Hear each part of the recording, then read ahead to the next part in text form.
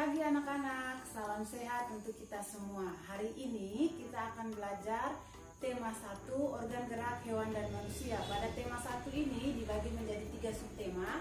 Untuk subtema 1 kita akan belajar mengenai organ gerak hewan. Setelah melakukan pembelajaran kita hari ini, tujuan yang akan kita capai yaitu yang pertama, menentukan ide pokok dan juga kalimat pengembang dari suatu paragraf. Yang kedua, yaitu membedakan hewan avertebrata dan juga hewan vertebrata. Dan yang ketiga, memahami serta membuat gambar ilustrasi.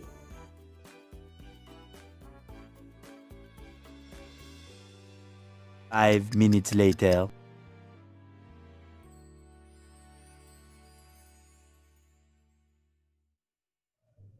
Untuk menentukan ide pokok dari suatu paragraf,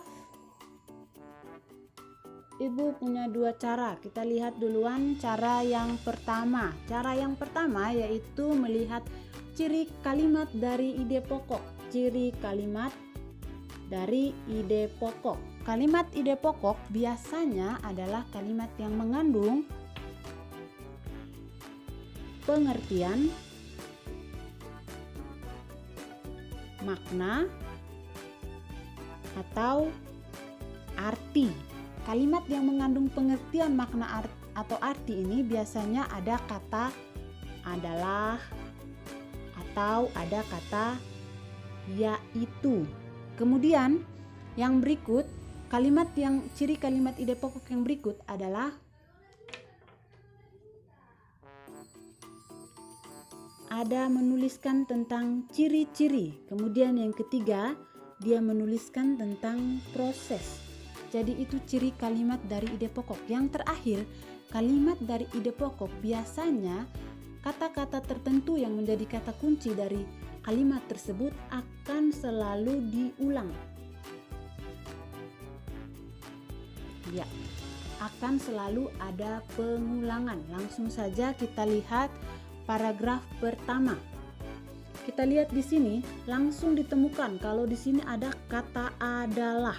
Berarti sudah dapat dipastikan bahwa kalimat yang muncul pertama ini adalah ide pokok dari paragraf 1.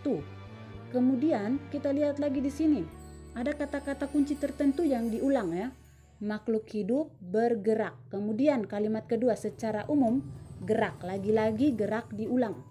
Kemudian selanjutnya dia di sini ada lagi makhluk hidup bergerak, diulang lagi pada kalimat ketiga. Nah, ini tandanya berarti kalimat pertama ini merupakan ide pokok. Jadi ide pokok paragraf 1 adalah salah satu ciri dari makhluk hidup adalah bergerak. Ya, selanjutnya setelah kita menentukan ide pokok, sekarang saatnya untuk menentukan kalimat pengembang, atau bisa juga disebut sebagai kalimat penjelas. Nah, apa itu kalimat pengembang atau kalimat penjelas? Kalimat pengembang atau kalimat penjelas ini adalah penjelasan dari ide pokok. Contohnya kita lihat pada paragraf 1, salah satu ciri dari makhluk hidup adalah bergerak. Nah, selanjutnya dia jelaskan apa itu bergerak, kemudian makhluk hidup itu bergerak apabila terjadi suatu rangsangan. Ya, mengenai suatu rangsangan sebagian atau seluruh tubuhnya. Itu yang disebut dengan kalimat pengembang. Selanjutnya kita lihat yang paragraf 3. Nah, paragraf 3 tadi ide pokoknya kita sepakat bahwa ide pokoknya bisa organ gerak pada hewan dan manusia. Terdiri dari 2 macam, yaitu alat gerak pasif berupa tulang dan alat gerak aktif berupa otot. Nah, selanjutnya kalimat yang lain ini disebut dengan kalimat penjelas, yaitu yang pertama, alat gerak hewan dan manusia memiliki kesamaan. Kemudian yang kedua alat gerak ini bekerja sama dalam melakukan pergerakan. Kemudian kalimat pengembang yang ketiga yaitu kerjasama antara kedua alat gerak tersebut membentuk suatu sistem yang disebut dengan sistem gerak. Ya, jadi begitulah yang dimaksud dengan kalimat pengembang. Jadi kalimat pengembang itu adalah penjelasan atau bagian dari penjelasan atau pengembangan dari ide pokoknya. Sekian penjelasan mengenai kalimat pengembang dan ide pokok. Silakan anak-anak lanjut buka di halaman 4 dan mengerjakan mencari ide pokok, menemukan ide pokok dan kalimat pengembang pada bacaan ini dan tuliskan seperti pada tabel. Ya, anak-anak sudah melihat mencari ide pokok serta kalimat pengembang dari bacaan yang tadi. Sekarang setelah kita membaca, kita bisa mendapatkan beberapa informasi dari bacaan tersebut. Kita lihat per paragraf. Ya, pada paragraf pertama di situ ada beberapa informasi. Yang pertama yaitu salah satu ciri makhluk hidup yaitu bergerak. Apa itu bergerak? Bergerak itu artinya adalah berpindah posisi dari satu tempat ke tempat yang lain, atau berpindah posisi dari tempat yang awal ke tempat yang selanjutnya. Contohnya seperti tangan ibu awalnya posisinya di sini, dia akan berpindah ke posisi yang lain seperti ini. Ini yang disebut dengan bergerak. Selanjutnya makhluk hidup baik hewan, manusia maupun tumbuhan bergerak jika mengenai suatu rangsangan. Apa itu rangsangan? Rangsangan itu bisa berupa suara, bisa berupa sentuhan, bisa juga berupa suhu udara atau panasnya cahaya matahari, ada tidaknya cahaya. Contohnya rangsangan berupa suara. Budi dipanggil oleh ibu. Budi kesini, pasti Budi akan langsung bergerak dengan cara berlari atau berjalan menuju ibu. Itu adalah rangsangan berupa suara. Selanjutnya kalau rangsangan berupa sentuhan, misalkan terjadi pada daun putri malu. Anak-anak pernah melihat daun putri malu. Daun putri malu jika disentuh daunnya akan bergerak memuncul. Nah, ini menandakan bahwa makhluk hidup itu bergerak, dan tumbuhan juga makhluk hidup sehingga tumbuhan juga bergerak. Namun gerak pada tumbuhan sulit untuk diamati ya.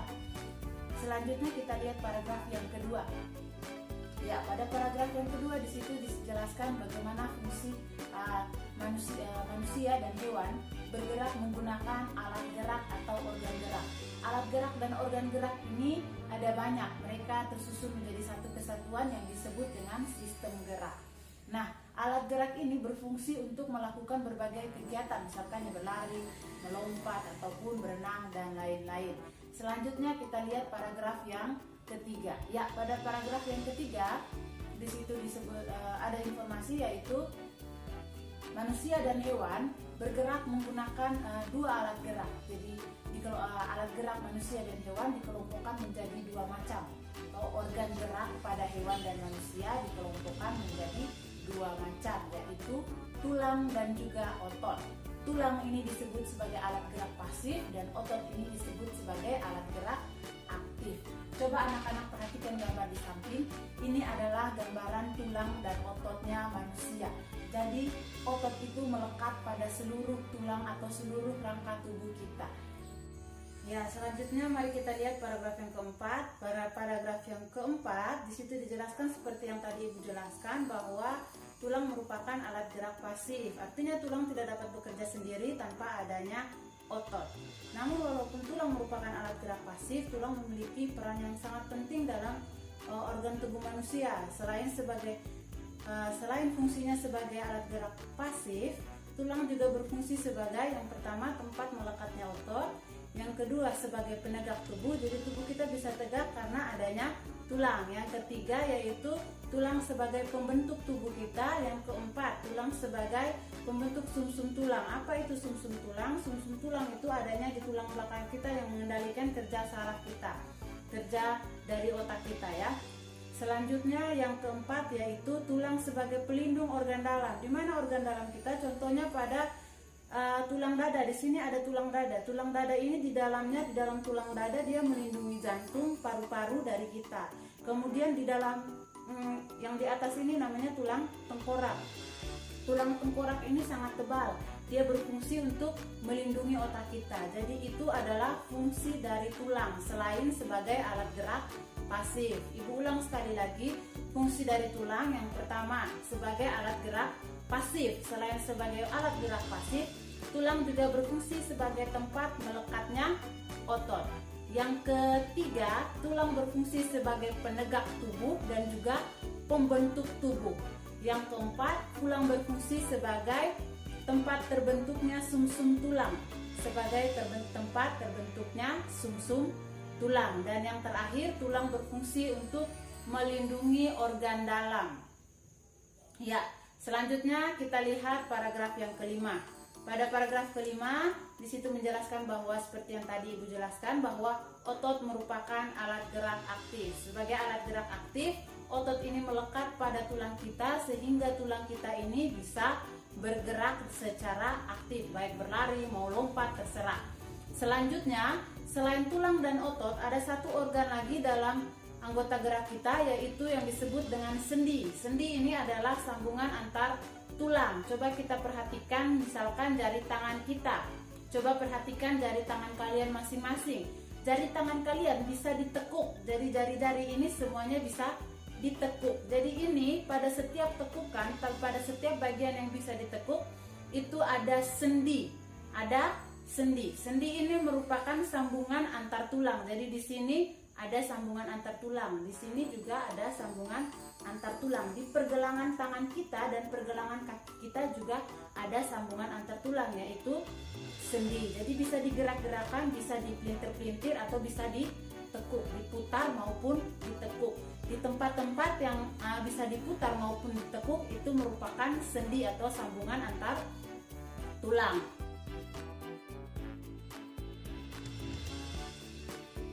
Ya, sekarang silakan anak-anak coba lihat halaman 9. Ya, sudah. Nah, di situ ada bacaan ya, di situ ada gambar, kemudian di bawahnya ada teksnya tentang bagaimana Rudi pergi ke kandang kelinci Edo pergi ke kandang kelincinya Pak Rudi. Nah, itu yang disebut dengan gambar cerita. Jadi ada gambar dan juga ada cerita yang tersusun menjadi satu kesatuan. Nah, gambar cerita ini punya beberapa macam ya. Gambar cerita ini ada beberapa macam. Yang tadi anak-anak yang Rudi dengan Pak Edo itu contoh gambar cerita berupa kartun. Nah, kartun ini biasanya tujuannya yaitu untuk menghibur. Terus tokoh di dalamnya itu biasanya berupa hewan ataupun manusia. Kemudian berikutnya ada gambar berikut. Nah, ini adalah gambar dekoratif. Gambar dekoratif ini adalah gambar yang mengubah wujud asli tanpa menghilangkan ciri-ciri khas dari objeknya, dari gambarnya. Seperti pada gambar di sini. Jadi di sini adalah gambar seekor burung. Terlihat bahwa burungnya diubah, sedemikian rupa sayapnya berubah jadi lain, tapi tidak menghilangkan ciri khas dari burung tersebut. Kemudian yang ketiga yaitu gambar realis. Gambar realis ini adalah gambar yang dibuat sesuai dengan keadaan aslinya. Seperti ini gambar yang dibuat sesuai dengan keadaan aslinya atau gambar realis. Baik bentuk, posisi maupun tata letaknya, ukurannya sesuai dengan keadaan aslinya. Berikut yaitu yang terakhir yaitu gambar karikatur. Nah, gambar karikatur ini biasanya adalah lihat di sini. Nah, ini gambar yang dilebih-lebihkan. Gambar yang dilebih-lebihkan biasanya dibuat lucu, dibuat aneh, kemudian berfungsi untuk mengkritik atau menyindir seseorang. Nah, ini adalah contoh gambar karikatur. Jadi gambar cerita itu ada macam-macam. Yang pertama itu seperti ceritanya Edo pergi kandang kelinci, yaitu gambar kartun. Kartun ini fungsinya, Ibu ulang sekali lagi, untuk menghibur. Kemudian biasanya tokohnya bisa berupa hewan ataupun bisa berupa manusia. Berikut gambar yang kedua adalah gambar dekoratif. Nah, ini adalah contoh gambar dekoratif. Nah, gambar dekoratif ini adalah gambar yang mengubah bentuk aslinya tapi tidak menghilangkan ciri khas dari bentuk aslinya. Kemudian yang ketiga ada gambar realis. Gambar realis ini adalah gambar yang bentuk, ukuran maupun tata letaknya sesuai dengan aslinya. Kemudian yang terakhir yaitu ada gambar karikatur. Gambar karikatur ini biasanya gambar yang dibuat dilebih-lebihkan atau dibuat selucu dan seaneh mungkin, yang fungsinya untuk menyindir atau mengkritik. Ya, selanjutnya bagaimana cara untuk membuat gambar karikatur? Anak-anak bisa baca sendiri pada halaman 10. Di situ dijelaskan bahwa cara untuk membuat gambar karikatur mulai dari menentukan gagasan sampai dengan pewarnaan. Selanjutnya anak-anak silakan coba untuk membuat gambar karikatur. Terserah temanya apa saja. Contoh yang ada di buku itu dia meminta tema hewan kesayanganku. Di buku halaman 11 kalau tidak salah. Di situ dia minta temanya hewan kesayanganku. kesayanganku, tapi anak-anak bebas mau buat temanya apa saja. Gambarnya cukup satu saja, tidak perlu banyak gambar, cukup satu gambar. Terserah anak-anak mau ambil gambar apa, mau gambar realis, mau gambar kartun, bebas sesuai dengan keinginan anak-anak. Kemudian kembangkan gagasannya atau ceritanya.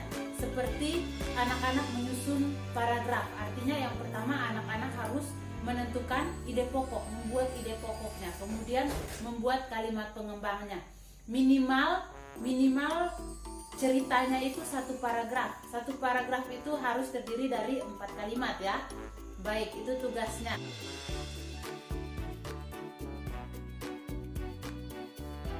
Ya, selanjutnya silakan anak-anak perhatikan halaman 13. Ya, di situ ada gambar hewan kelinci. Hewan kelinci ini alat geraknya yaitu berupa kaki. Kakinya dia gunakan atau kakinya ini berfungsi untuk melompat. Nah, selain kelinci, kita lihat gambar di samping, ini adalah ular. Kira-kira alat gerak yang ular gunakan ini apa? Ya, tepat sekali, alat gerak dari ular ini adalah perutnya, otot perutnya. Otot perutnya itu dia gunakan untuk apa? Untuk fungsinya yaitu untuk merayap. Kemudian kita lihat lagi, ini adalah hewan buaya. Buaya, dia bergerak menggunakan alat gerak buaya adalah kaki. Kakinya ada 4 ya. Kemudian kaki ini dia gunakan fungsinya untuk merayap ya. Selain buaya, kelinci, dan juga ular tadi, ada berbagai macam hewan yang kita lihat dalam kehidupan sehari-hari dan tentunya memiliki alat gerak yang berbeda-beda. Silahkan anak-anak lihat pada tabel yang ada di halaman 14, isikan tabel tersebut, alat gerak dari setiap hewan, contoh alat gerak ikan itu apa saja, dan fungsi dari alat gerak tersebut.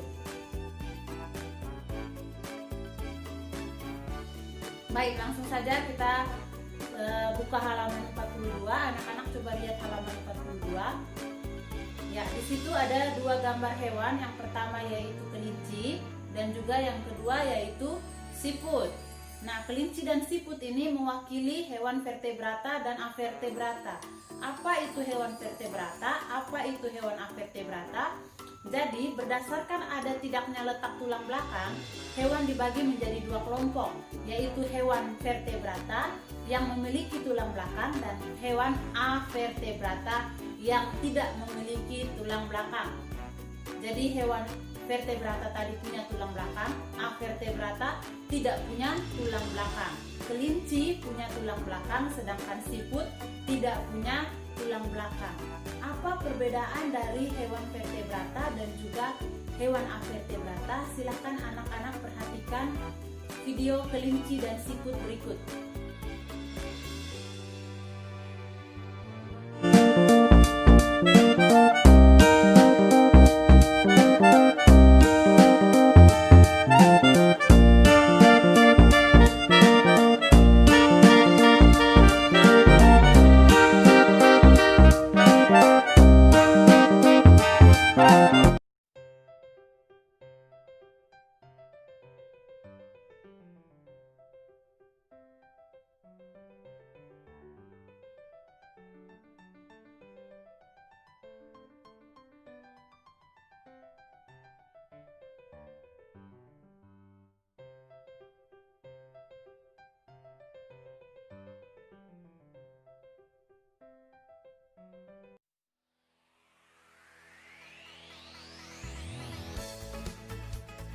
Silakan anak-anak mencatat apa saja perbedaan dari hewan kelinci dan juga siput tadi ya, dalam tabel seperti yang tertulis pada halaman 42 ya. Sekian pembelajaran kita pada hari ini. Semoga anak-anak dapat memahami apa yang Ibu terangkan pada hari ini. Salam sehat untuk kita semua. Sampai jumpa.